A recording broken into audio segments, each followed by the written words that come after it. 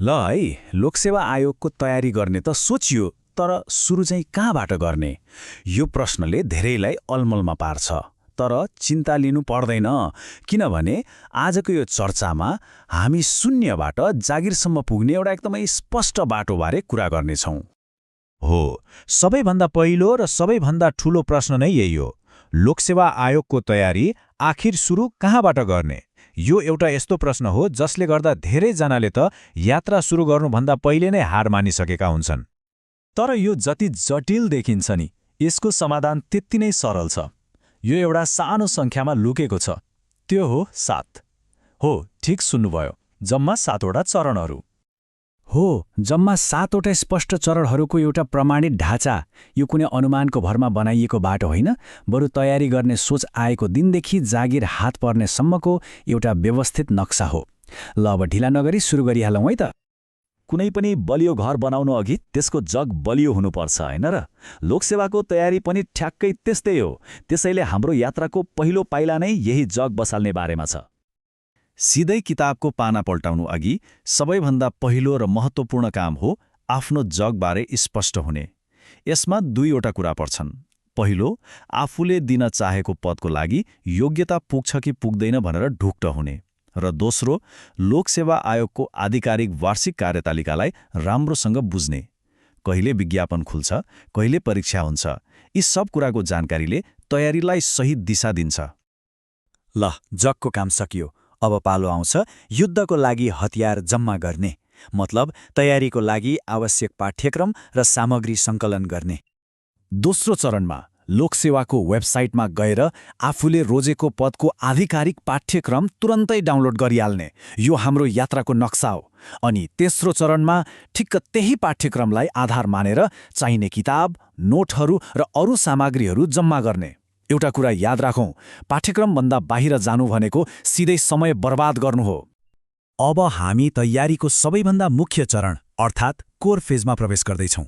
यो हो अध्ययन र लेखन अभ्यासको चरण। र यी दुई कुरा एक अर्कासँग नङ र मासु जस्तै जोडिएका छन्। चौथो चरण हो अध्ययन, तर यो भनेको दिनभरि किताबमा घोत्लिनु मात्रै होइन है, यो हो एक्टिभ स्टडी। यसमा 3वटा काम पर्छन्। पहिलो, हरेक विषयलाई रटेर होइन, गहिरोसँग बुझेर पढ्ने। दोस्रो, पढेको कुरालाई दिमागमा बसाउन आफ्नै भाषामा नोट बनाउने। अनि तेस्रो, आफू जस्तै तयारी गरिरहेका अरू साथीहरूसँग छलफल गर्ने। यसले कन्सेप्टलाई झन क्लियर बनाउँछ। अब एउटा एकदमै महत्त्वपूर्ण कुरा बुझौँ है। पढ्नु र लेख्नुमा के फरक छ?